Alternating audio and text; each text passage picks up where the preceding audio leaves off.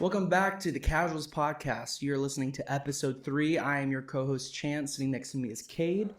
We're here to talk some ball. Yes, sir. We're going to talk some professional football. Yes, sir. Some collegiate football. Yes, sir.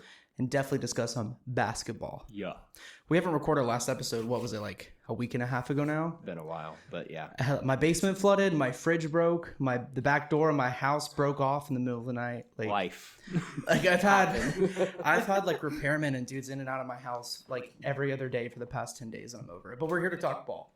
Yes, sir. And that's what you're here to listen to. Let's get to it. All right, it's been like, what, 11 weeks of NFL football now? Close. Can we agree that overall through the last 11 weeks, we've had some of the worst primetime games? It's been bad. In like recent memory? It's been bad. In last week in general, the worst primetime games I have ever seen. What we had, Panthers-Bears. Yeah. Did you listen to Al Michaels cast that game? They were making jokes the whole game. It sounded like someone had a gun to the back of his head while he was like, "Oh, there's a punt return touchdown. He took it all the way." Yeah. Kirk Herbstreit's just like, yeah, if you look at the he's just trying to fill the air for it because he's just like, he broke away, touchdown.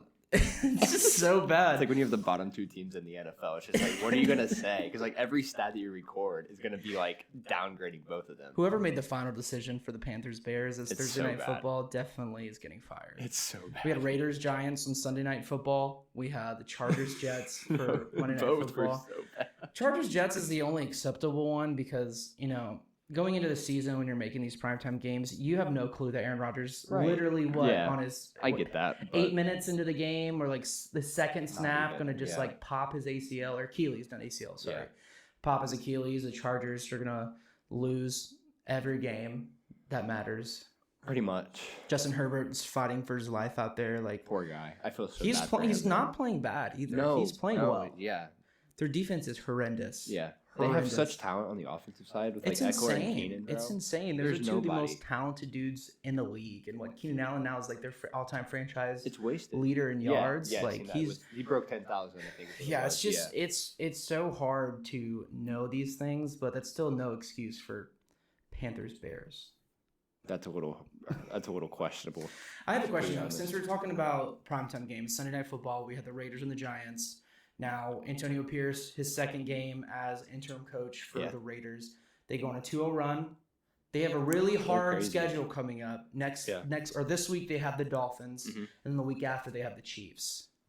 It's wild. Yeah. Hopefully, I'd like to see the Raiders get back to Raider form. Like the dirty, gritty team. Football is better plays like hard-nosed football. With Oakland being like top of their game, because like they used to be back in Oakland, like that was the team. They got 3 rings, man. Like that organization used to be feared and respected. Historic franchise with historic players everywhere. So yeah, I think that obviously there's things behind the scenes that were going down. Josh McDaniels just getting what a rough stretch. Got from Gruden to McDaniels. Now we have one of the coolest player coaches in the NFL now. Only coach in the league with stud earrings. Dog. It's something serious. Yeah, I really like when players come into the after retirement and come into a coaching position. Apparently, Antonio Pierce grew up a Raiders fan. He grew up in Compton, been a Raiders fan his whole life, Raiders Nation. At this point, though, if you're a fan of these two teams, what would make you more miserable looking towards the future? The Giants or the Patriots? I'm going to answer this as nice as possible because I'm a Cowboy fan, but I'm saying the Giants for sure. When, we all know, for some odd reason, nobody knows why, the Giants were way too overhyped this year. I'm not going to lie. Dude, I remember seeing, QB ladders, tiered by, A, B, C, just whatever, the top 10 QBs in the league. Daniel Jones is, right in the middle. I'm like, are you sure about that? Yeah. I can see him being at the bottom of that top 10, but number 5? Yeah. And grossly overpaid that man. Grossly overpaid him. They're stuck. I mean, as a fan, I'm happy because we just get to beat up on them for another forever. Yeah, for literally ever. Yeah, when people say when our rivals are better, it makes for better games, it makes our team better. No. Absolutely not. I want to purely rip their heart when the out every AFC time. North was not good. Yeah. I don't like going into every game fighting for our life in the division. We're already 0-2. I already know tonight. We're recording this about 6 o'clock on Thursday. Probably get released tomorrow on Friday, but everyone thinks that this game, and we'll get into it later, but everyone thinks that this game is going to be like the shootout, high-scoring game. Yeah. It's going to be a dogfight. For sure. Especially with primetime games being under. It's a short week for both teams. Both teams coming off a really tough loss. Both games by 3 points. It's going to be a fight. It's going to be fun for sure. Neither of these, it's absolutely a must win for the Bengals. Oh, absolutely, absolutely. But for the Ravens, it also for them it feels like a must win because you were just now being respected and feared as one of, if not the best team in the AFC North, and you go drop a game to Cleveland. So they're not chopped liver. Don't get me wrong. Right, Cleveland played a really good football game, but. You don't want to go into Thanksgiving break and pull up to your family's house straight off of 2 losses. So, I know both teams are really going to want to win this game.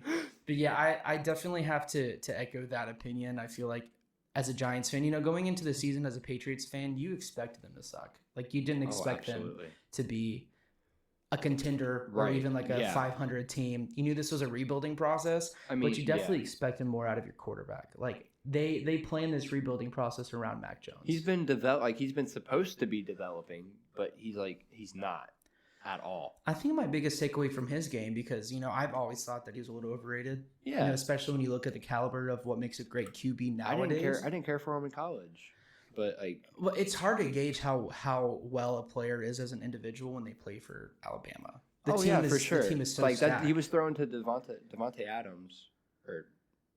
Devontae Smith. Why did I say Devontae Adams? No. Devontae Smith. And Jalen Waddle, I'm pretty sure. And then he had Jamison Williams there for a little bit. Like one of the craziest wide receiver rooms in college football history. The only ones that rival are the most recent Ohio State wide receiver rooms and Devontae Adams. I'm stuck on that. You wish. Clip. Is Ohio State's recent receiver rooms with Marvin Harrison Jr., Chris Olave, just absolutely stacked. Julian Fleming, Jackson Smith and Jigba. Just gonna call him JSN because that's just like way too much. Easier, yeah. And then of course LSU, that's just absolutely stacked. But yeah, it's pretty definitely easy to throw those guys. It's definitely more frustrating and disheartening being a Giants fan right now because you legitimately thought you had a team that could win your division, a team that could rival the Eagles and the Cowboys. I never understood that hype at all. It just don't make sense to me. There's no way. You are always going to be that 3 to 4 spot. Yeah. For as long as time can be until Jalen Hurts is gone, until Dak is gone, until Sam Howell is gone. And then speaking of, I was going to say, even though the Commanders are trading away their best defensive players and the defensive pieces and obviously looking to rebuild, I doubt the GM is there for long. Ron Rivera, watching him decline has been really sad. I really liked him back in the day. In Carolina, it was a fun coach. Something's not right. He just looks like he's not there anymore. Maybe he knows that he's gone, so that's why. But, Sam Howell's quietly having an insane year.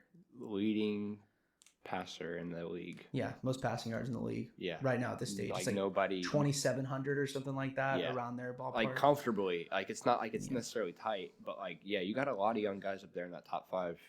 Patriots suck. They really Bottom do. Line. They suck. Bottom line. And, Mac Jones, the biggest takeaway for me is just he looks so uncomfortable. If you watch that Germany game against the Colts, that was one of the worst interceptions I've ever seen in my entire life. And if you look, he was open. If you just plant your back foot and lead him in the end zone, he's wide open and you win the game. You win the game. But he's fading away, throwing off of he's thrown so many bad passes. He looks like he doesn't believe himself. Obviously, Patriots fans don't believe in him, and I think both him and Bill Belichick are definitely out after this year. I doubt that Bill gets fired. I doubt that he gets fired. It's definitely going to be he'll be stepped down, a mutual parting ways. Yeah. I don't think he retires because he's coming up very, very close on all-time. I think it's all-time career wins as a head coach. Yeah. So, when you're that close, I think that it's, got to chase it. Yeah, exactly. Got to exactly. I think another team is going to scoop him up. He could retire and just be I don't need it. I'm good. But I really don't foresee that happening personally. Time will tell. Yeah, but I feel bad for both fan bases. You know, the Bengals have underperformed this year, but I mean, we started the last 3 seasons 5-4. Exactly, just like with the players we have on our team. You know, I'm really not that disheartened.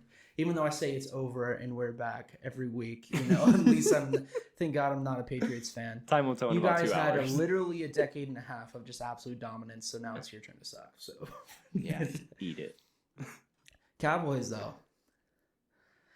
That was a really good game. Yeah. That was a really fun game to watch. Just as a football fan, not a fan of either team, that was a really fun game to watch. Dak has just been performing so well over the past few weeks. Like, what was it? He had over 400 yards and how many touchdowns? 5. Look, I'm not a Dak apologist. I'm not like the hugest Dak fan in the world, but you can't deny like what we're seeing on the field. He's playing like one of the best in the NFL. Like right now, he is. Yeah, I mean, Dak is a regular season warrior. Yeah, like that's what he's known for. Right. Yeah, but I mean, like again, like I'm not gonna like hype it up, but it's just like a lot of people expected him to not be that good this year. But like, I mean, you look at the strengths of schedule. I mean, they've only played 2 teams with like a winning record. Mm-hmm. And it kind of like cancels out a little bit. Yeah. But like, you know, like as a fan, it's still nice to see that like he looks like his old self now. Like, yeah. I'm happy to see him, and I'm happy to see the rest of the season for sure. So as the social media generation keeps like skyrocketing into the future, and it just gets more and more chronically online. Yeah. I think, you know, the next few generations of Cowboys quarterbacks are going to be the most critiqued and scrutinized quarterbacks in the league. They got to. By far. Yeah. You know, when your team has the nickname America's Team, you're just going to be like, regardless if it's your fault, a target, just like if it's your fault or anyone else's fault, like you're going to be the one that gets the flag for that. Right. But it is what it is. I mean, he outperformed Jalen Hurts. That's all I know.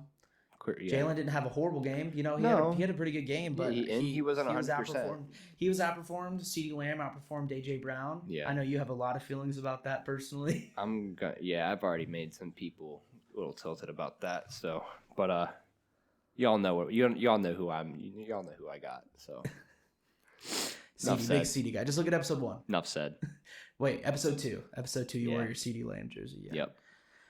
I've been really impressed with what I'm seeing out of their offense. Their defense ever since that Rams game has just been lights out. It's like they have like a team that can like go all the way. They just don't.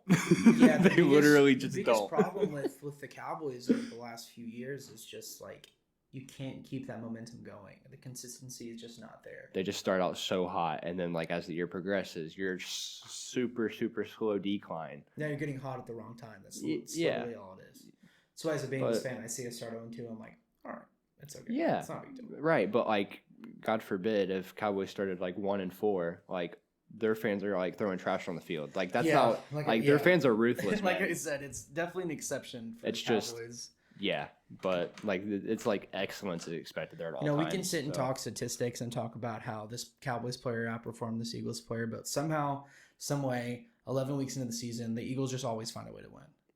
With the exception being, of course, the Jets game, which was just like the weirdest anomaly through 3 picks. It is what it is. Yeah, I mean, easily could still be an undefeated team, but in today's NFL, that's pretty much impossible to accomplish. Yeah, but yeah, the Eagles still are the best team in the NFC, and I think by a good margin at this point. You got the contenders in that group would be Cowboys, would be the 49ers, and I think honestly, looking forward, I could very well see the same NFC Championship unless the Cowboys were to, actually. There's a lot of people who think that there's a lot of people that think they get there, but I mean, I'm not going to say anything because it's my own team. Because like obviously I'm going to root for them to go all the way every year, but like I'm not going to make some crazy prediction like every other fan does. Say it's our year, like bro, chill out. Nah, it's quiet.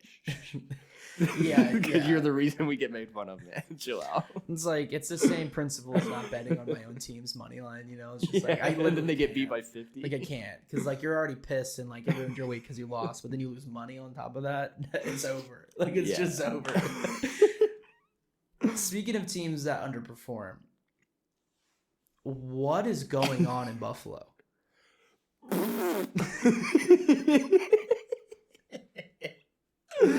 Josh Allen's stinky.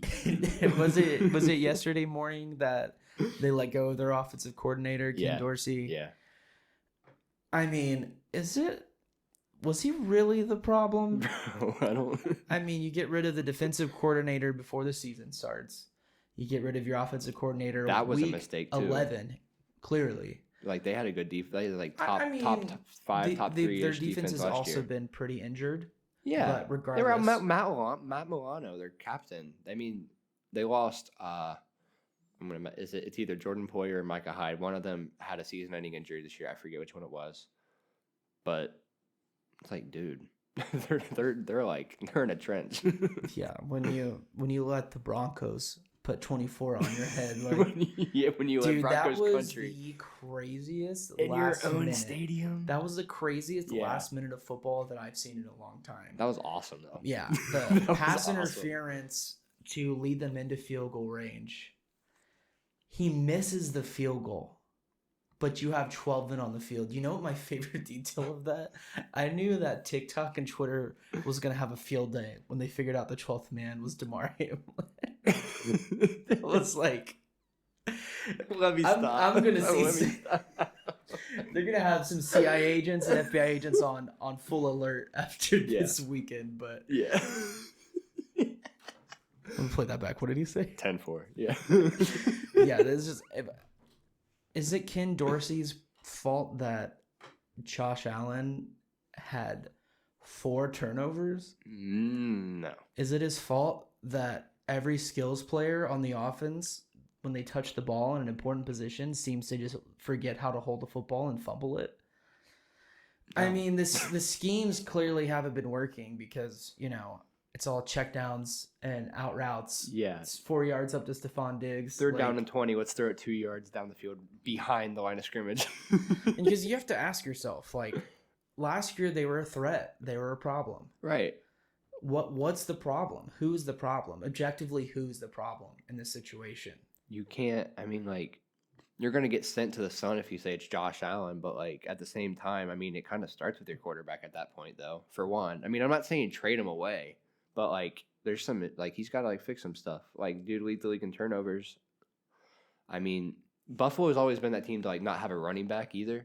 James Cook is, he's solid, but he's not, He's definitely middle in the pack, running back at the least. But he's not that, He's not Dalvin. That RB1. He's not that RB1 type of guy that you need that's reliable or whatever. Wrong Cook. He played, he played good.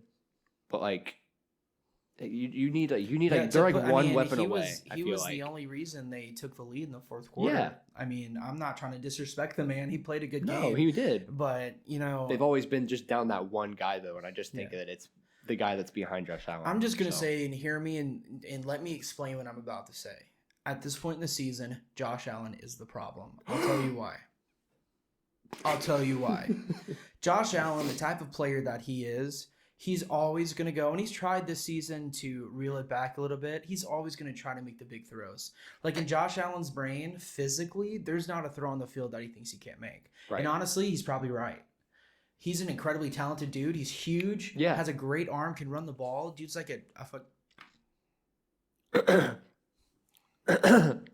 dude's like a truck, he's massive. And the thing is, I think when you go for those big plays, a lot of the times they're going to be turnovers. Right. Last year, a lot of the times they were touchdowns. This year, a lot of the times they were turnovers, overthrows, out of bounds. Right. I don't want to get it twisted or anything. Turnovers is one thing, but he also does lead the league in touchdowns too. But you got to mention stuff like that. You can't just hide it. But I don't like that being so balanced. Yeah. But part of the reason I think that he does lead the league in turnovers is again because they don't have anybody else to carry that ball behind Josh Allen. Yeah, it's a double-edged sword too because if we've seen in games this season when the run game isn't successful, you know who's going to make the play. Right. If you're throwing 50 passes a game, you're bound to throw 1 to 2 a game max. But again, get somebody else. Well, I think obviously I'm not a part of the Bill staff, so I can't say this for sure, but I feel like they definitely try to emphasize him reeling it back this season because you see a lot more checkdowns. Stephon Diggs, 90% of the game, the max he runs is 8 to 10 yards. You know what I mean? They just checked it down and tuck and run a lot more this season. Yeah. And I think the biggest problem for Josh Allen right now is himself. I feel like, with it's their like a mental, recent, it's like a mental exactly, thing. It's so weird right with their now. recent lack of success and, his turnover problems, especially over the last 4 or 5 weeks, like if he doesn't think he can make the big plays, he's not going to make the big plays. Right. Like, Yeah. He clearly, there's something off. You can see him on the sideline. He's just like 100 miles away. He's like, that press conference pic that you the hair's like I'm like, bro's going through it. yeah, he absolutely is. And I don't know if they need to make a coaching change. Obviously, regardless of how this season goes, I'm saying all this about Josh Allen to say that this is not how he wanted the season to go, but I don't think that you go and get someone else next season. No, I don't think it's that bad at all. But I'm like, again, I seriously think they're like one weapon away from like seriously making it to that final game in postseason. And like seriously, I know it's a narrative on the internet that Stephon Diggs is a diva, but do you really think that he stays another year and waits for Josh Allen to figure it out? Like, I mean, as a Cowboy fan and Trayvon Diggs on that Cowboy team, I seriously hope not, because I want that man next to Dak. But I mean, there's a lot of places that he could go.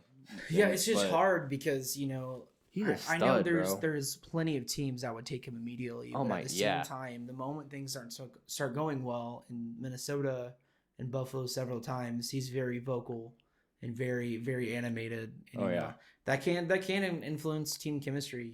Yeah, I'm sure but that's how he is. You got to be willing to put up with that. Yeah, you hear a lot of former players say like their success, a lot of it's tied to the chemistry of the team. Yeah, and how they hang out and interact with each other outside of the game. So maybe there's just a lot going on behind the scenes that we don't see. Right. But right. Josh Allen is one of the most electrifying players to watch when he's hitting. When he's good, he's a creator. Like he just creates out of thin air. Like Joe Burrow, the way I like to think he's an executor. Like they have the game plan, and the way he's successful is he executes it perfectly. Josh Allen is like a magician, bro. He just figures it out, and he makes insane plays. He's nuts. But he's really fun to watch, and he's exactly how I play when I play Madden. So just like. So circle X. Dot. Yeah. So, down there somewhere. When Buffalo's good and the entire AFC is that competitive, it's really fun to watch. Hate it as a Bengals fan, but it's really fun to watch when all those high-powered offenses are hitting at the same time. Right. Hopefully they can get a win this week. Well, I don't know, 2, maybe 3 straight, two losses because they won in primetime the week before they played us. So hopefully they can get it back on track and right the ship. Because if they keep trending in the way that they are, they're not going to even sniff the playoffs. Right, they're in trouble for sure. But I mean, as of now, I just want to revert back to episode 1. I was right, and y'all know it. So, mic drop. Yeah. What's going on in Cleveland right now? Let's talk about that. Dude, for a minute. I'm not a Cleveland fan. I'm not a Bengals fan or whatever. But that sucks for them so bad. They were off to such a good start. Yeah, there's not a team in the league that I hate more than the Browns. Yeah. But with everything going on with them right now, even I'm like, man, I'm sorry. Seriously, it's one thing after another, dude. Because I don't know if you knew this, but obviously he took a couple games off because he wasn't feeling prepared and ready to throw the ball. Right. He felt like he'd be more of a detriment to the team. Whatever. Be more of a detriment to the team than actually helping them win. And then he comes back, has a horrible first quarter, and then flips the script, and they have an insane comeback win, beating the Ravens. Yeah, it's insane. Jerome Ford, he popped off. Dude, he's 107 yards. He's been super consistent. He's so reliable. Lamar didn't have his best game in the second half. Still had a touchdown, 227 yards, but he gave the ball away twice. Yeah. Against an insane Cleveland defense. Very good One defense. Of the best Very in talented recent defense. memory. But I don't know if you knew this, but when he fractured his shoulder in the second quarter, it was a completely separate injury to any of the things he's been dealing with right now. It's insane. How unlucky can you? Some people on Twitter might say it's karma, but how unlucky do you have to be to struggle with your throwing shoulder, your high ankle sprain, then fracture your shoulder?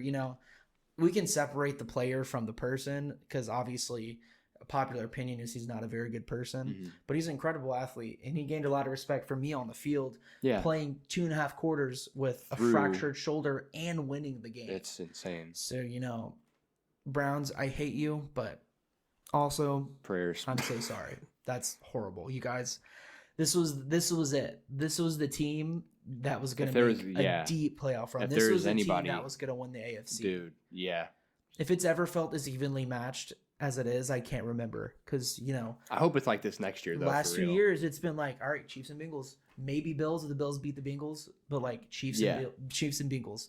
Now it's like Chiefs, Bengals, Bills, Ravens, Dolphins. Like.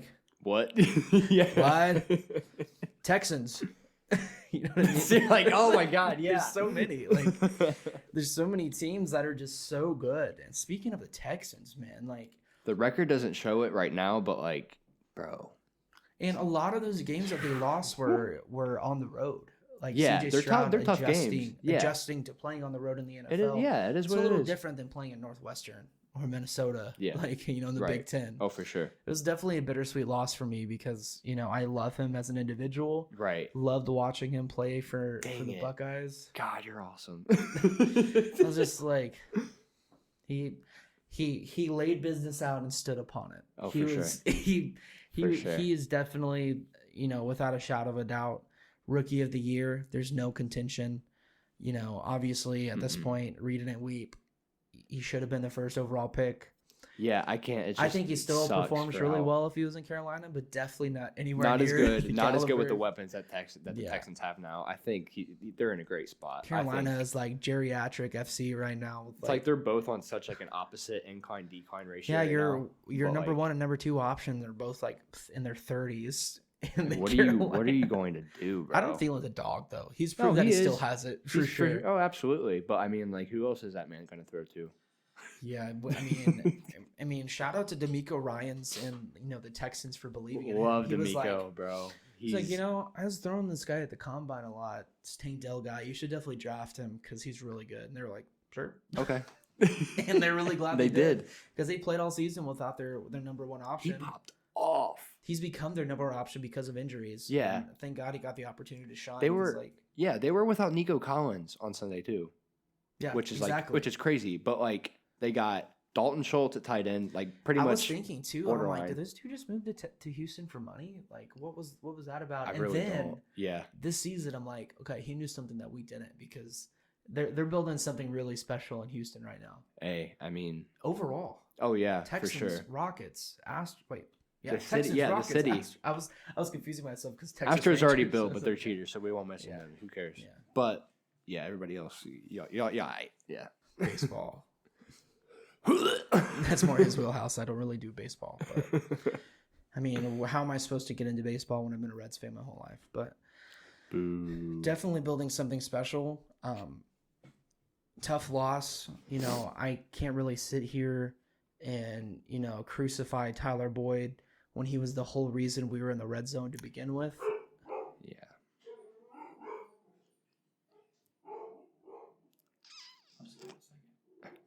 He's going through it. This is me telling the camera that this is a cut.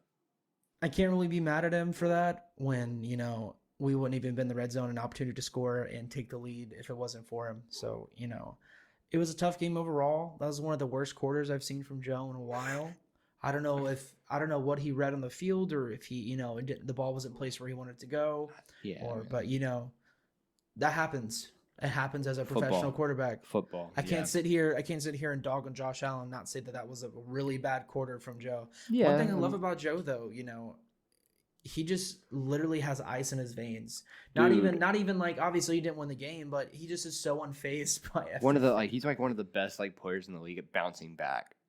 That's why I'm like looking so forward to tonight because like he had like such a bad like like pretty much half overall because like they were hot for a minute, but then it's just like that's why tonight I'm like bounce back game for Burrows like this Bengals offense as a fan. You can't have one without the other.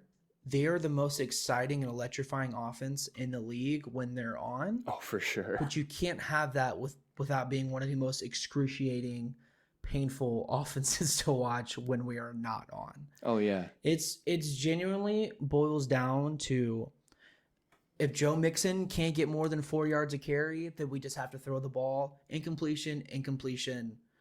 then it's, 4th and 1 because, they throw a 7-yard out route and then you're like close to the sticks, but don't quite get there. Like, our time of possession is so small when we're not moving the ball because most of the time our touchdowns and, our big plays carry the entire offense. Because, I mean, they're written up very well. Right. The scheme is great. Yeah. But when it's not working, it's so hard to watch as a fan because it's like, damn, dude, I went to pee and now we're already punting. Like, I try to hold it, but it's been 3 plays. Like, we had the ball for 20 seconds. Weird. It almost makes you think it's like, because like all those guys are obviously so young. Yeah. And like 2021, when they kind of first got there, everybody was like, whoa, like this team's like crazy. They're legit. It's like almost makes you think that people got them figured out by now. No, yeah, for sure. I was going to say, it's like, crazy. When you were saying that, the first thing that came to my mind is like, now they're prepared for him. Yeah. Like, which, I mean, that's the NFL though. Yeah. But, like, I mean, it started happening last season.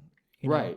And even though you prepare for them, when you have players like Jamar Chase and T. Higgins and Joe Burrow, even if you prepare, you can't stop them sometimes. Yeah, they're still they're still stars. But that's the thing about the team. The games that I'm talking about that are super frustrating and hard to watch are still the games we lose by 3 to 7 points. You know what I mean? Because we go and score three scores in the 4th quarter or whatever it might be. I really love this team. There's not a lot of changes I would make other than some offensive line changes, maybe defensive changes, but overall, can everyone just stay healthy for a full season? Yeah. Like, that's just been so tough. You don't have T. Higgins, and so you had to pop. That's been tough. Trent Irwin, Irv Smith Jr., Drew Sample, Tanner Hudson. Yeah. He's like a 3 tight end like rotation to switch up the scheme, and that was a beautiful pass to Trent for the first score of the game last week. Just the Trent is dot. Trent's him. Then C.J. Stroud, you said okay. I bet. Yeah, hard game, especially losing at home. But all credit to the Texans because they're building something really special. Exciting. The Ravens, we just talked about their game. It was tough because they had that game very handily. Keaton Mitchell and Gus Edwards are a deadly duo. Oh, man. Deadly duo. Man. Their offense is electrifying. And, like, the craziest thing, too, is, like, a lot of these games the Ravens have won this season have been by a lot of points. And Lamar doesn't have... the highest point differential. Lamar doesn't have crazy stats. No. Like, he has really good stats. It's not by himself. It's not Josh Allen-level touchdowns. You know what I mean? Like, because a lot of it is either the run game or the defense. Right. Like, they're just such a well-rounded team. And that's why I'm really scared to play them in Baltimore. But any other point in the season, it's different. Like right now, we realize, I was looking at the statistics and listening to. This sounds like I'm lying, but I was listening to AM radio yesterday, just driving because it was just ESPN local AM radio with the Bengals game talking, and they're saying like according to AI analytics and statistics, the Bengals win this game, they have a 57% chance of making the playoffs. If they lose, they have a 23% chance of making the playoffs. That is vastly different. And obviously they realize that. So, this is going to be a really tough game. The Ravens are 7-3, but 2 of their losses have come in the division. Yeah. The Bengals haven't won a divisional game this year yet. That's also because our divisional matchups are so bottom heavy that the whole last part of our schedule is, divisional matchups and the Chiefs. Wild. So, good luck. That's all I got to say. If we somehow go and win the Super Bowl this year, even make it to the Super Bowl, there's nothing anyone can say about anything because we have the hardest strength of schedule left by a mile. Without a doubt. And that's why, I'm not super certain it's going to happen, but I'm still very hopeful that we'll make playoffs, even as a wild card team. Yeah.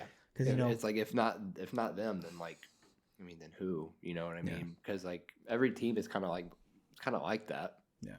I mean, everybody's got the bad games. Obviously, Chiefs letting up 24 to the Broncos. Bills shaky. Don't even know if they'll make it. Dolphins can't win big games. It's just it's such a toss up this year. But that's what I like. That's what makes this league so exciting. So yeah, we won't talk too much about this weekend's matchups. I like talking in retrospect. We can kind of give our predictions for the bigger games. Obviously, my Bengals play the Ravens. I'm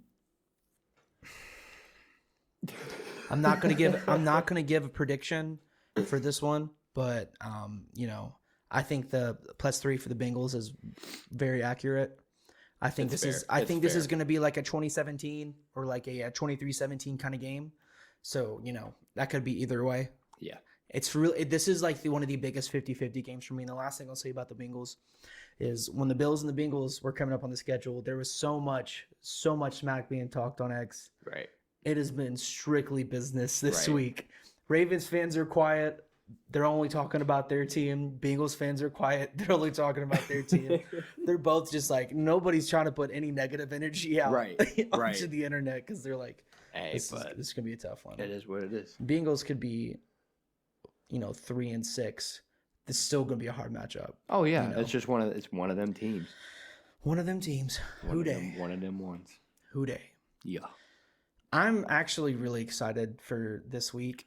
I think it has the best primetime slate we've seen so far this season. Man, so much better than the Ravens and the Bengals. It's going to be a dogfight. We have the Broncos and the Vikings, which actually is a really fun matchup considering, low-key, number one, the Pasternaut just electrifying the league. Low-key. Insane. Dude was just like, a Voyager going from team to team. Yeah. And he's come in and used that big brain to just win two straight, hoping to make it 3. And then the Broncos, not to mention, actually, to go back, Jay Jettas is back. Really looking forward to putting him back in my starting lineup in fantasy. Right. So glad I used my first overall pick for him this season. Man.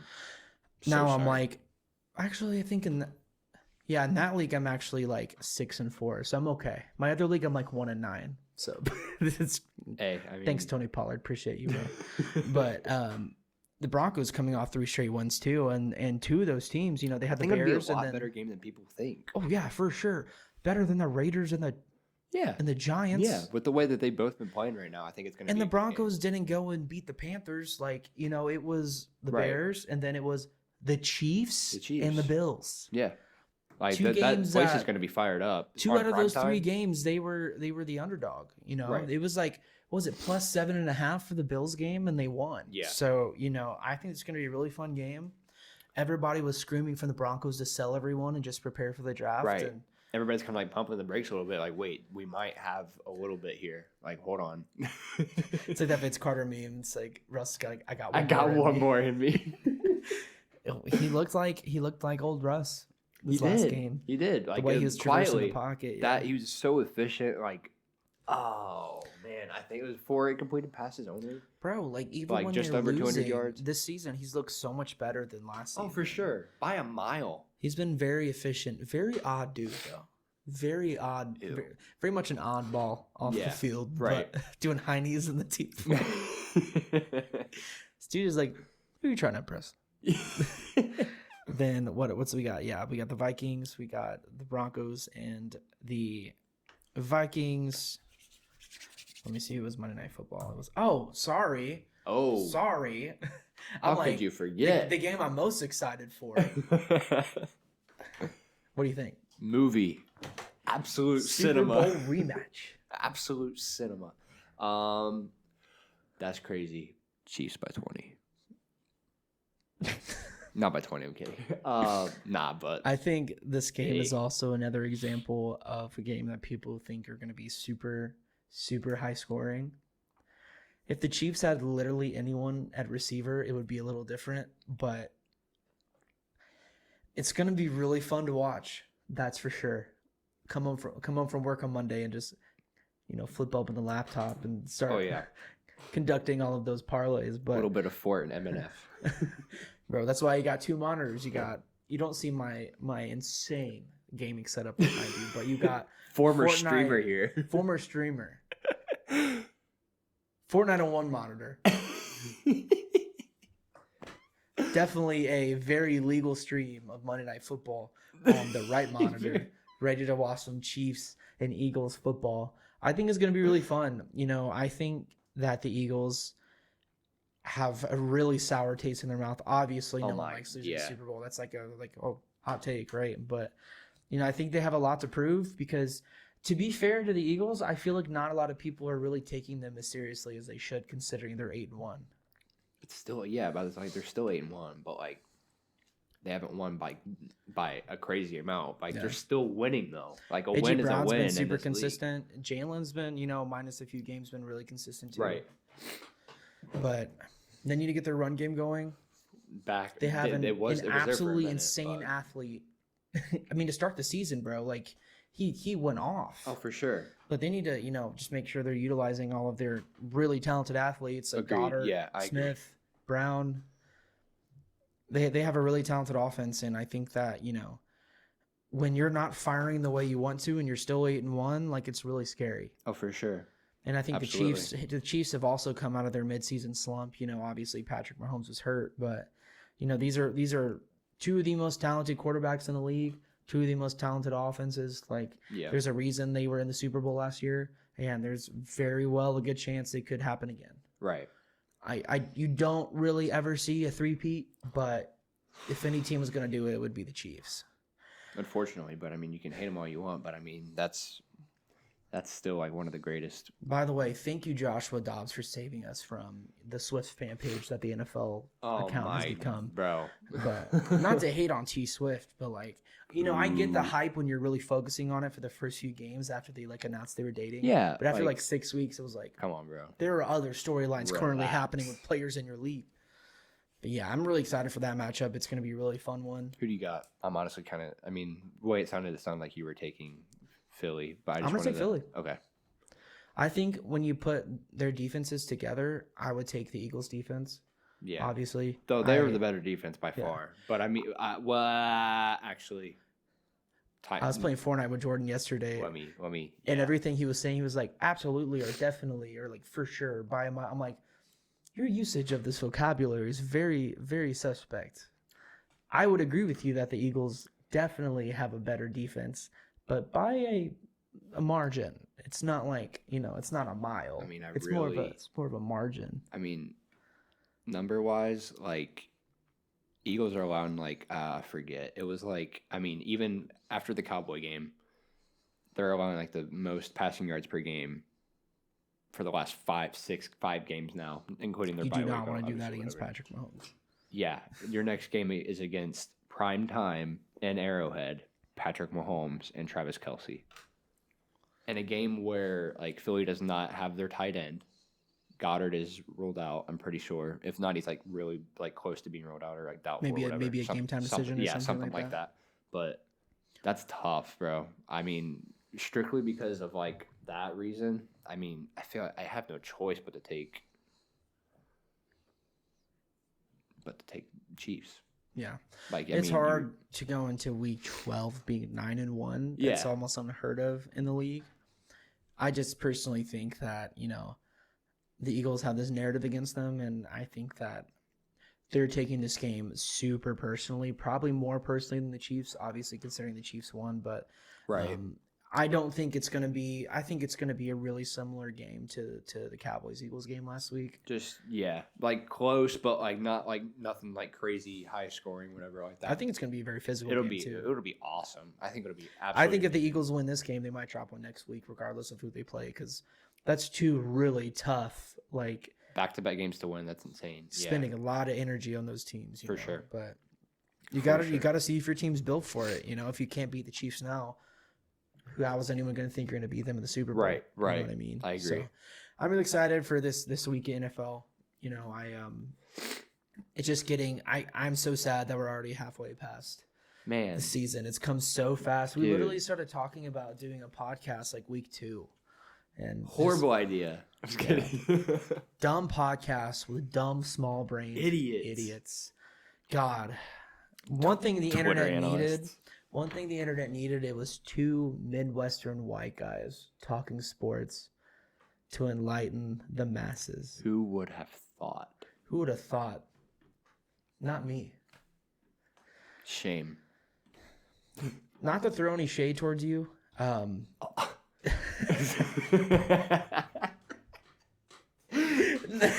me finish. Not to throw any shade towards you, but I really don't care to really keep up with Notre Dame football at this point in the season. How do we look last week? We didn't play last week.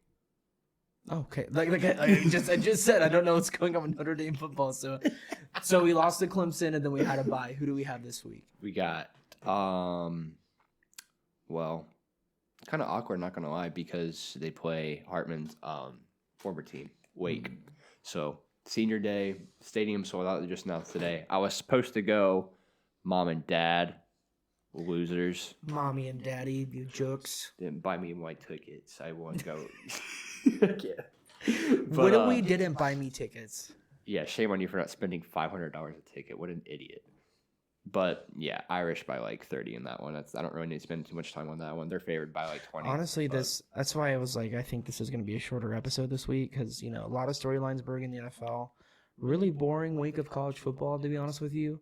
Until next week, there's nothing. Bro. After this Saturday, come Sunday morning, I'm locked in. I will be speaking in every sentence without using the letter M. You're not going to be able to understand anything that I'm saying, anything that I'm saying when I'm talking about Ohio State, Michigan, because it's that game. It's that game of the week. Somebody gonna come into the coffee shop and be like, "Yeah, I like a peppermint mocha." He's like, "Here's your peppermint oka." Good morning. What kind of ilk would you like in your peppermint? Oh, peppermint oka.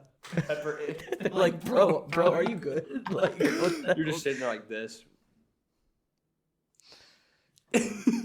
They're just gonna come in and see all the X's over all of the M's in the shop. We're definitely gonna do a watch party for that too. I saw that. That'll be sick. That'd be dope. Everybody pull. We had a really good watch party for the Ohio State Penn State. If you don't know, I manage a coffee shop here in our town, and we had a watch party for the Penn State game. It was really fun, especially because we won. It was Penn dope State for sure. sucks, but anyways, we are Penn State. We do suck at football. We can't beat Buckeyes or the Wolverines. Yeah, we can't win big games. Maybe they should just replace James Franklin with Key and Peele, actually, and maybe they'd have better results. Yeah. That's still one of my favorite videos. Bro, that's what I that's so the halftime report. Yeah, it's like, I gotta go. Yeah, I honestly, bro, like we talked about it week one when we were discussing, the prospect of this game. I was very not looking forward to it at the point in the season because we hadn't played anyone really. We beat you guys. That was about it. That was at that point in the season, that was a really good win. For sure. But they've looked like the better team throughout the season until like the last 2 weeks. They haven't really slowed down, but we've definitely put our foot on the gas a little bit. And they know it's coming. Yeah, I think the biggest thing too is, Kyle McCord really has responded to the noise, bro. Oh, he's played well, yeah. But the thing is, when you watch every Ohio State game through the season as a fan, the thing that we've been missing is the consistency. And it's finally there. Right. At least through the past 2 weeks. Like, he's looked good through both games. Right. Not insane. No. Great at times. But the worst he's looked is good. Yeah, right. The biggest thing with Michigan, bro, is like here it is. You cannot give the ball up in that game. You cannot give the ball up one time. And I think that we haven't had a back at Ohio State like TreVeyon Henderson since Zeke. He's an absolute weapon. When you have those two dudes on the offense, man, like I really think that this is going to be. Obviously, there's good reason a lot of people don't think that we have a chance in that game, but I think it's going to be a shootout, bro. The one Ohio State Michigan game that I was fortunate enough to see live was my senior year of high school, 2016. The double overtime thriller with that really controversial first down call. We were underdogs in that game too. Yeah. And we ended up winning in double overtime. Absolutely insane game. I think we're looking at potential game of the year coming up.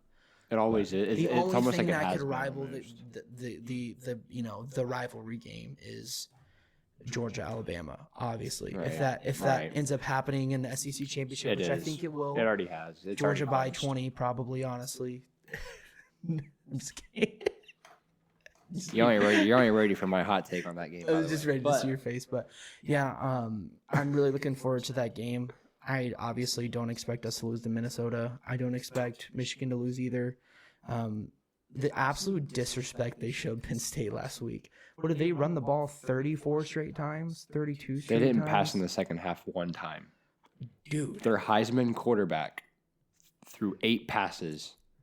Like, at that point... If you would have told me he threw for less than 100 yards yeah. and they won the game, I would have said you're lying. Oh, for sure. But, like, it's just like, oh, that game took J.J. McCarthy out of Heisman contention. Like, bro, they didn't use him.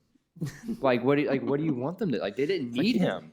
It's like, we do not care. They did not need him that game at all.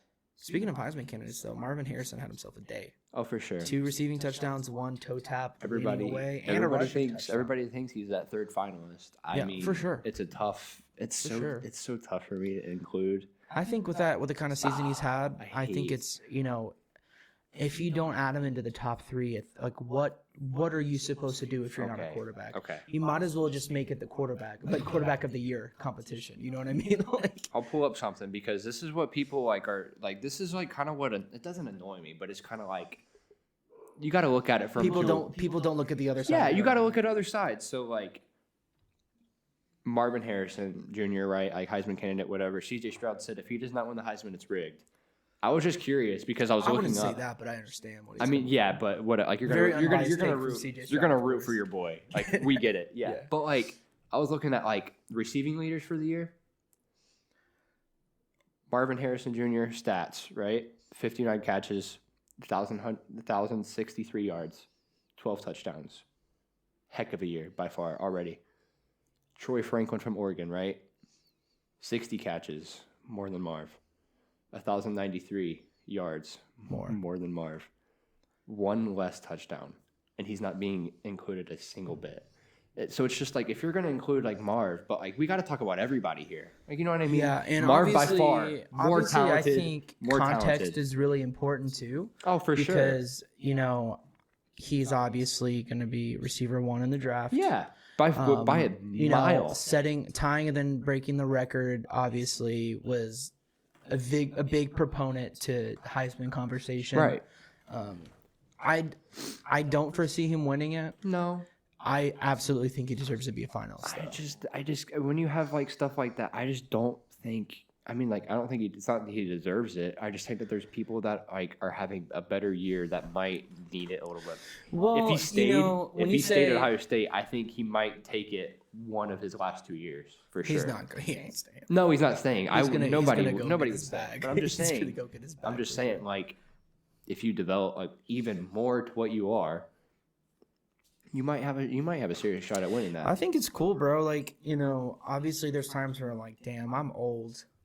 But the fact that I'm at an age now where I can be old enough and sentient enough to not only enjoy watching Marvin Harrison, but, play as the Colts in Madden and throw to him and then grow up and watch his son, had the potential to be even better than he was. Like, it's just really cool. It's really cool to see. Oh, it's awesome. Obviously saying that I think he deserves to be a finalist, even that sentence alone creates, room for an argument that's a counterpoint. You know what I mean? Right. So obviously I'm very biased. That's I get it, and I that's totally like me get asking you to say that CeeDee Lamb isn't the best receiver in the league right now. No, you can't. I mean, I'm not going to say that either. But obviously, you're a fan, but you also watch every single game. So it's the same situation. I mean, I'm not discrediting Marv at all, but I just think you got to include everybody's side. No, for sure. But, obviously, I think the Pac-12 has been incredibly disrespected this year. Yeah, it's not like he's on like an underground team. He's on like the best offense in the league. We both share the opinion that they're the best conference in football this year. Yeah. Right before they disband. We made that very well known. 2 really unimportant teams in the conference will be the only 2 teams left. But I'm looking forward to next weekend's slate, but obviously also be watching us and the Gophers. We'll see. I mean, we ain't going to speak about next week yet. So I'm excited for next week's episode. Only notable game in the slate that personally, to me, obviously I'm speaking subjectively, is going to be Georgia-Tennessee. I think. Okay. I mean, I don't think there's any situation that ends up with Tennessee winning this game. But obviously, they're obviously a really good football team, though. At first, like I remember it was episode 2. I think I actually said that Tennessee was winning this game. That was also before they lost that bad to Missouri. That was also before that Brock Bowers was ruled to come back way earlier than he was supposed to. He wasn't supposed to come back until after the regular season, for one thing. That's just crazy. And bro. he's like back. Like he scored last week. Like with medicine he had is a good so game. interesting to me. And it's not even a night game. Yeah. Like you got to make that a night game, man. Come on. I think we're looking It's in at Neyland. we're looking at a final score of somewhere about 42-17 or something like that. Really? In my honest opinion. I mean, I could say like we see like a 40-20 or something ish. Dude, the thing about it though, I mean, okay, yeah. It's somewhere in that ballpark, right? Like I think crazy. my point is a 3-score game. Like I think it'll be, it's going to be like Georgia's past few games where it's within 10 for a while and then they just. I hope not. I really want Tennessee to win that one, dude. Obviously, me too. We're number 2 now, so obviously I'd like that. No, but too. I've been saying that since like the season started. That I'm like Georgia's going to lose a game this year. It's going to be to Tennessee. Obviously, I've been I will saying say that this: since the start. I really want Tennessee to win this game because that would make the college football playoff conversation so spicy. Like, everybody wants it to happen, but like. Does Georgia stay in the top 4 if they lose? I'll just say it just so we can clip it if it happens. If it doesn't, you can send me to the moon. I don't care. If Tennessee it happens, wins. There. I don't. Say it again. Go ahead. Tennessee wins. Clip. Done. Ship it. There we go. Post it. Comment on it. Telling us how brain dead we are. If they win, though, we'll just delete the part of the episode where we talked about them getting beat by 3 scores. They'll never know. They'll never know. This isn't live. You'll never know. Never know. Yeah, I think Georgia takes this one. I think statistically it is so improbable to win 3 straight national championships, but they just seem to be as good, if not better, every single year. It's crazy. It's insane. It's like because incredibly impressive. Well, because you look at Georgia and like they're like recognized as like for their defense. You know what I mean? Like that defense has always been dominant. Like this year, it's the offense. Yeah. Put in 40 points consistently, 30 plus points up every game consistently. Like it's unreal, man. And you're still holding your teams under like 20 points. You got baby Gronk, baby Kelsey, Yeah. getting down on a 3-point stance. Like it's crazy. Obviously, I grew up in Georgia for the most part, so a lot of my friends growing up were Bulldogs. I like Georgia. I like watching them, obviously, except for when they play Ohio State. But hate Alabama, though. Sorry, sis. Scully, I'm sorry, but I hate Alabama. I like Nick Saban, but I hate your school. My sister's a big Roll Tide fan. No, like what happened? Okay, so there's been a lot of people questioning this, but like if Alabama wins that SEC championship game, do they seriously deserve to get in? I think so. The only game they dropped this season was Texas. I mean, if that's the case. Yeah, but I mean, like, if they do, I mean, obviously they're going to be that 4. The problem is, and the reason why I'm so happy that it's moving to 12 teams, is there's no situation with 4 teams, especially with how good young athletes are nowadays at the collegiate level. Yeah. There's no situation with 4-team playoff where the majority of people think that you made the right decision. Right. There's always going to, regardless of what decision you make, there's going to be a majority of people that are like, why this team? Like you saw it the first year when Ohio State actually won the college football playoff. Like, right. People are like, why are they even in it? And we won. Right. You know what I mean? So it's just one of those tough. things, dude. Really weird format to start with in general. Like, you have one of the, like, first of all, like the playoff committee has the opportunity to do one of the funniest things ever here. Yeah. So the first playoff, 2014, right? Florida State, Oregon, Ohio State, Alabama. If Georgia loses to Tennessee and then Alabama SEC championship game, they're done. They're cooked, right? Florida State's cleared. They're going to win out by like probably at least double digits every single game. Oregon, on the other hand, that's so questionable because it's like them or Washington at this point. Nobody knows that one yet still completely. It looks like I'm spacing out, but I'm trying to figure out a situation in my brain that makes sense. Like, consider this. And then obviously you have Ohio State beating Michigan. Consider this. Oregon wins out. Yeah. Washington wins out. Ohio State wins out. Yeah. Michigan loses to Ohio State. Yeah. Does that automatically take Michigan out of the top 4 or vice versa? Say we automatically get out of the top 4. So do you keep Georgia in the top 4 if they lose to Alabama in the SEC championship? If that's their only loss or if that's their second loss? That's their only loss. Oh, yeah, for sure. They'll be like 3. Florida State's going to end up with the 1. and then Oregon Washington's going to play again in the Pac-12 championship game. If Oregon State doesn't magically do something insane, and I don't know. All right.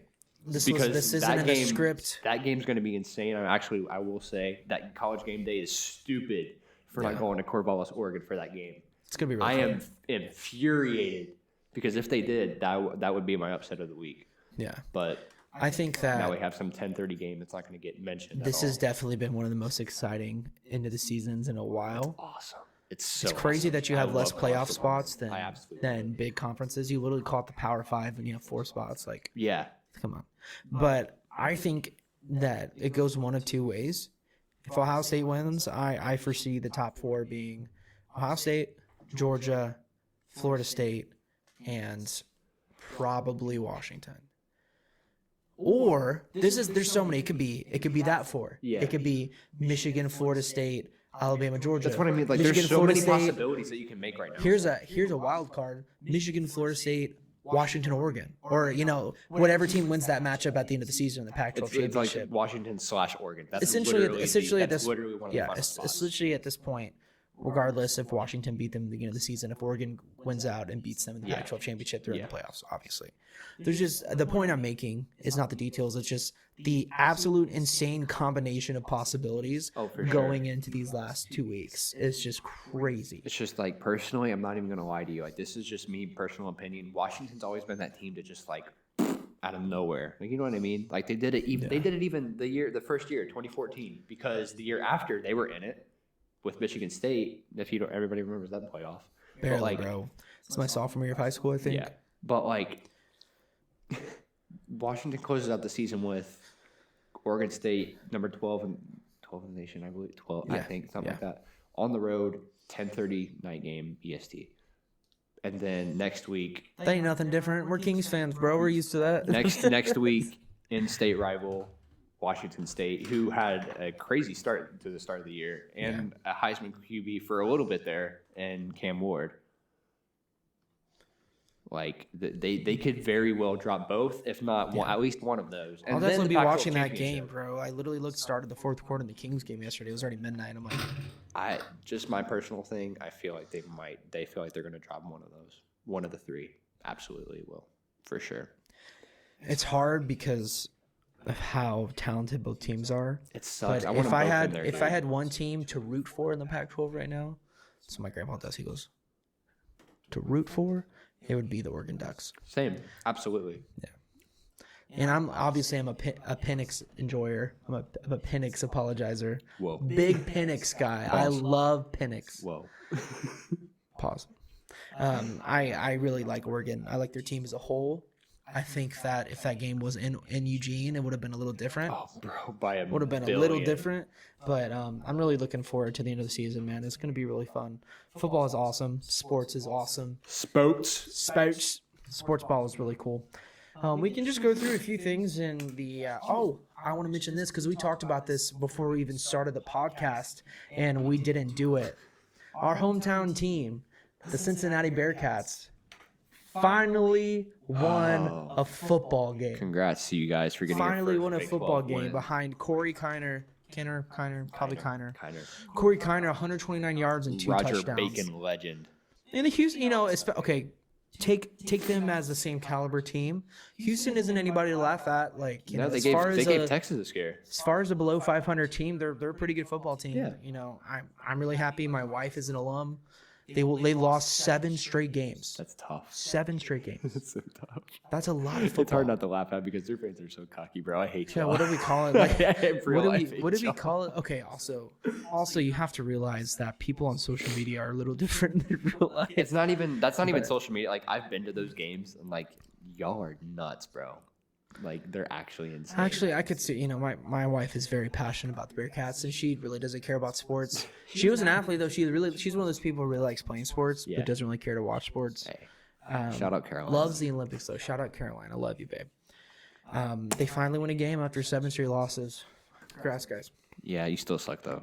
Miami of Ohio, dogs. Dude, okay, real talk. Dogs? That's the team that's like been like most surprising this year. I ain't even gonna lie. That's the closest team to us. We're like 15, 20 minutes from campus where we're at. Yeah, and their tickets are still $5. Yeah. We might low key should catch a game before the season's over. I think that'll be fun. They go to I think they go to. I don't know if they're. Do they have a home game left? I don't know yet, but I know that I'm not going to a UC game this season. I mean, no, I'm not doing that again. Respectfully, sorry. They'll pay me to come to a game. I would go to like a Maction like championship, like the title, like conference championship. Like I would realize that would be really fun. Like I think that's in Indy, I believe. But like just wait for the real life presser. The live episode from Kings Pacers. We're gonna be like the Pat McAfee box show. It's just gonna be on our phone. We're just have our tripod set up, and everybody's gonna be like, "Who are these guys? Who are these guys?" You can't hear a thing because it's like, we're gonna be at the very top of the stadium. We get to know this place. It's literally just gonna sound like this. It's gonna be like. It's gonna be really fun though. We lost last season when I went to the game, but it was still really fun. Caroline had a great time too. NBA, speaking of, it's in full swing. Bro. NBA's kind of going crazy right now. I really, really like this in-season tournament. My eyes are finally adjusting to the new courts. Yeah. To the new courts. I was watching the first Denver game for the in-season tournament like this. Because it's just so hard to see because it's so bright. Kings, 2-0 in the in-season tournament. I mean, such a good time for Swipa to come back. Darren Fox. He had himself a night. 38-5-5 in his first game back from injury. Yeah.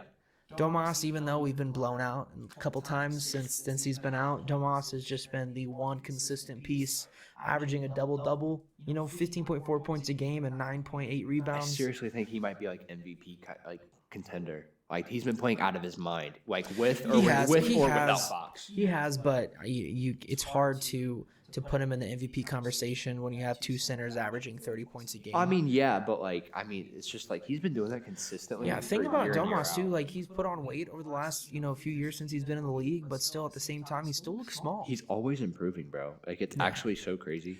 I think the biggest thing about him, and any Kings fan would say the same thing. I don't think he's anywhere near his ceiling.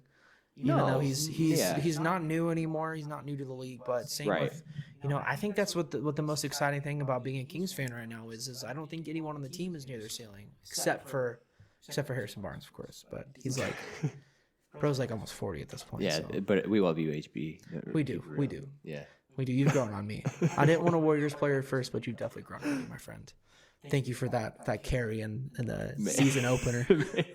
He used all of his magic on that game and just he's done for the year. Yeah, he's done. He's like, where did bro go?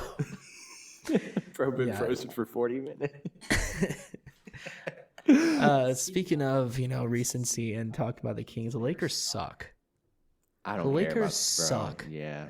Nah. What do they need? What is the biggest problem right now? Like, what do they need to do? AD sucks. I think with AD, it's like the problem with him is he's so vastly inconsistent. Yeah. The highs are so insanely high. Right. And the lows are so ungodly low. It's like LeBron's been balling, bro. Yeah, it's like he's balling been out. Carrying that team, he can't have any more minutes. Like he literally can't. His back already hurts. I don't like D'Lo. I've always loved AR-15. He's the only one. He's the only one scoring though. I've always loved AR. Yeah, he's not having a great year so far. Reeves is such a dog, but I feel like he's one of those guys. He'll pick it up eventually. But yeah, he definitely will. I mean, D'Angelo Russell's been one of their best scorers, surprisingly. Yeah, everybody hates on everybody kept spamming Nihao D'Lo. I was one of them. Yeah. For the first few games of the season, he just took it really personally, I guess. But I don't know. I'm still a hater for D'Lo though. I think they definitely need another guard. I personally would really like Zach LaVine in Los Angeles. He's been because the thing about Zach LaVine, 2-3 years from now when Bron finally retires, AD moves on, he's still going to be there. Oh yeah, he's still going to be there for a while. Yeah, he's a really talented player. He's still pretty young. He's not near I think he's right in the middle of his career. He's right in his prime. I don't think he's going to go anywhere anytime soon. Chicago's just a dumpster fire. They just need to get rid of everyone. Everyone and everything. I feel so bad because that's such a basketball city. I was talking to my friend John about this because he's a Magic fan, and I was like, bro, Nikola Vucevic is just like the most mistreated player in the league. Like, he was so talented. He was doing like Nikola Jokic stuff before he was in the league. You know what I mean? Like, obviously not to the caliber of the Joker, because he's just an alien. He's my favorite player to watch by far. Yeah. Like, he's in his league of his own. Obviously, I'm not comparing them at this point in their careers, but he just played for such bad teams his whole career.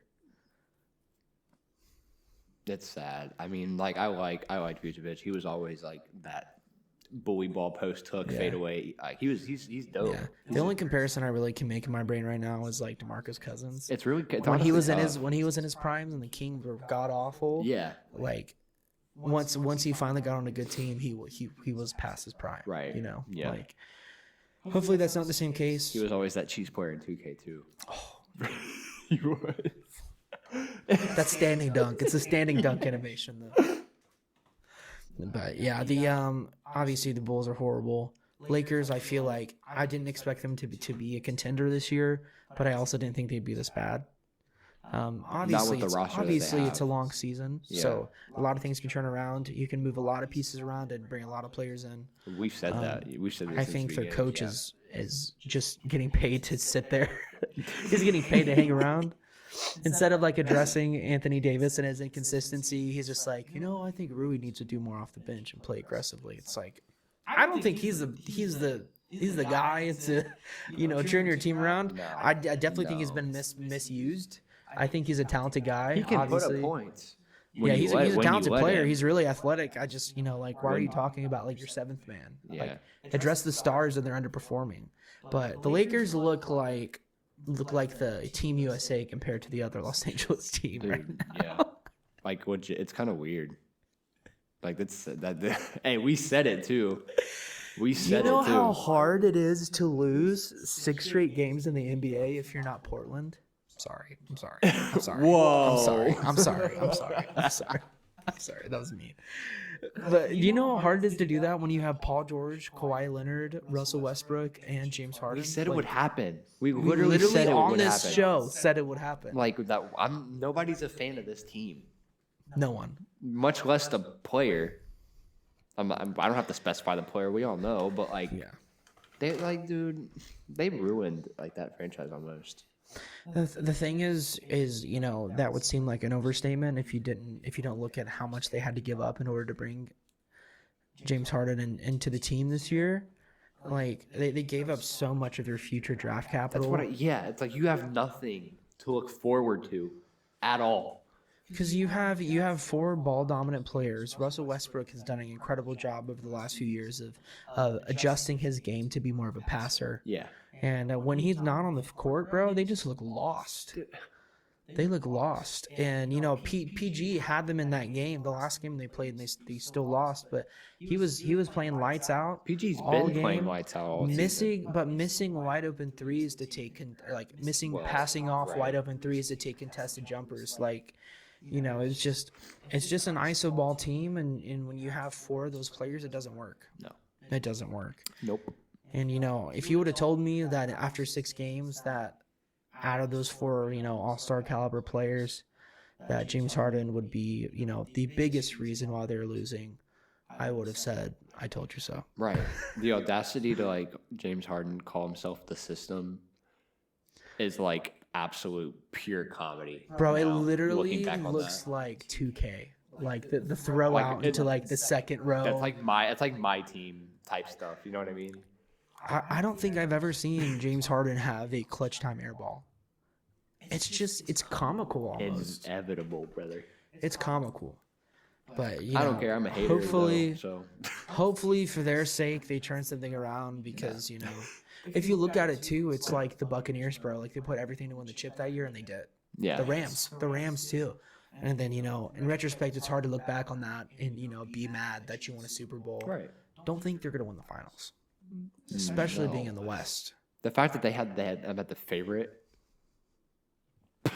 like, bro, that's so insane to me because obviously, like, you seriously think that they're better than the Milwaukee Bucks, the Denver Nuggets, and the Boston Celtics right now? You're out of your mind. They're not even the 3rd, 4th best team in the West right now. No, No. I can name half of the West is better than them. I think we're better than we're better than by a the mile. Kings. Then obviously you have the Nuggets, you have the Suns, you have the Warriors, and I'd even go as far to say the Rockets and the Timberwolves are better than The them Grizzlies right now. with John Morant too, probably.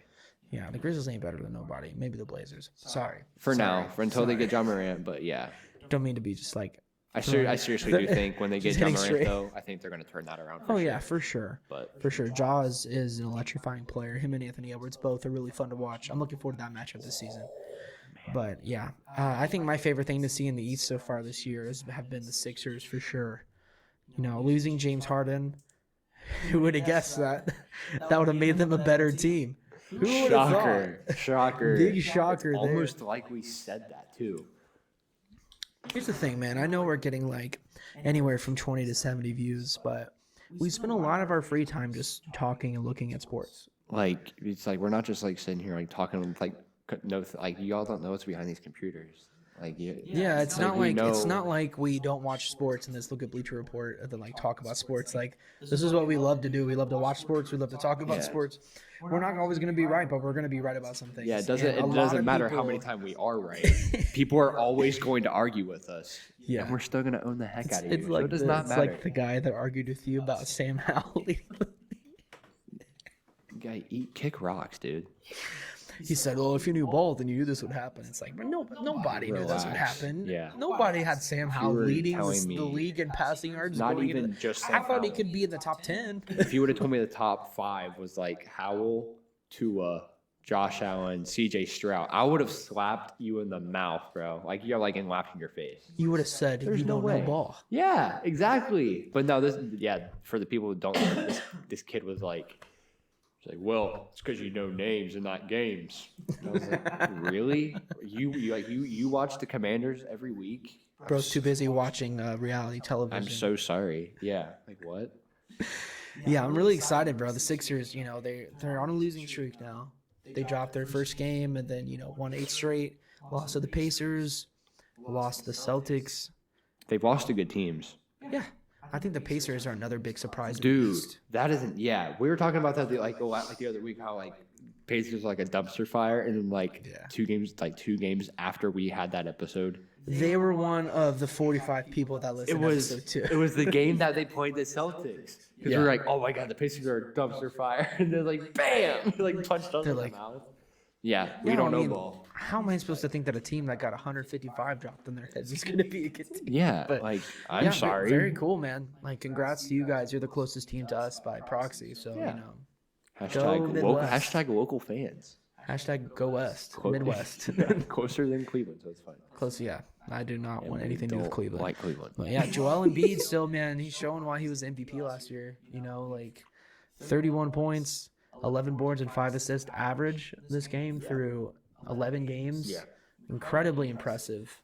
He's definitely, their sole resource down in the paint, and without James Harden just lobbing up, whatever 3 he gets his hands on, like Tyrese Maxey is able to be freed up and utilized well in the offense. That's got to be the best duo in the East, if not probably the league. Yeah. Like, bro, especially right now, those 2 are going crazy. I don't know if I'd say best, but I'd 100% say most fun to watch. Oh, yeah. For sure. I love watching Joel with his big old frame leaning back on a fadeaway. Like, they're really fun to watch. Tyrese with a 50 bomb recently. Was that a couple games ago, I think? And that's the thing, too. We discussed it, and, we talked about it, and I talked about it with Q, too. Yeah. Because Q asked me a really good question. He's like, at this point, do you regret that trade? I'm like... I don't think either side does. I don't know. Yeah. We needed a center. We needed someone in the paint, because the thing about Domas too is he's a general, he's directing the offense where he's at, and I don't think anything that we do could operate without him. That was one of the most it turned out to be one of the most even trades, I think. Yeah. Oh, for sure. It's crazy. And Tyrese is one of those players that I don't know how many chips they're going to win, but I would not be surprised to see him in Indiana for the rest of his career. Oh yeah, without a doubt. They're built long term, just like the Kings. They're a fun, exciting young team to watch. Absolutely stacked with shooters. Just incredibly fun team to watch. But one thing I gotta say is bro, his shooting form is a little wacky. It's a little wacky. Like that Sean Marion. Yeah, bro. Sean Marion was so insane to me. I literally like, his rating was always good in NBA Live before 2K really took over back in like when we were like babies. But dude, if he wasn't wide open, he's getting every one of those Johns blocked on 2K. Oh, yeah. Like Invert was like, it's just so insane. But yeah, man, the NBA is in full swing. The Nuggets don't seem to be, wavering at all without Jamal Murray. And when they get him back, they're just going to be exactly they are who we thought they were. yeah. They're obviously favorites to win the West again. And the fact that the fact that you add James Harden to the Clippers and then say that they're going to beat the Nuggets is just like disrespectful. Right. But right. Yeah, not a lot of things happening. Too many things to really talk about and not talk for 4 hours. But yeah, Draymond's a bum.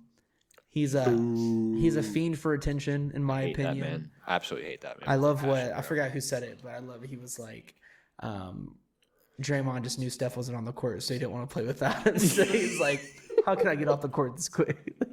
But yeah, man, it's been a really fun week of sports. Past 2 weeks have been crazy. I'm looking forward to the NFL this week. For sure.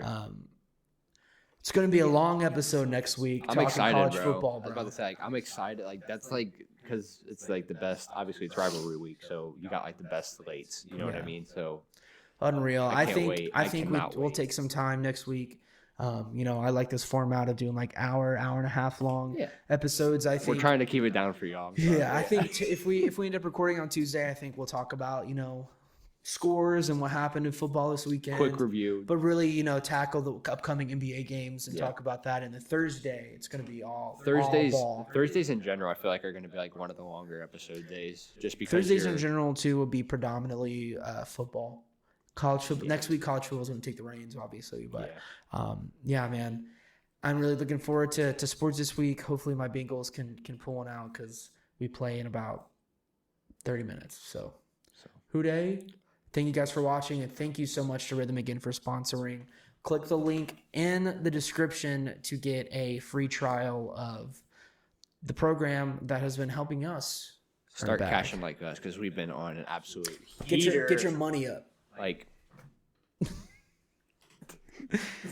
thanks for watching, guys.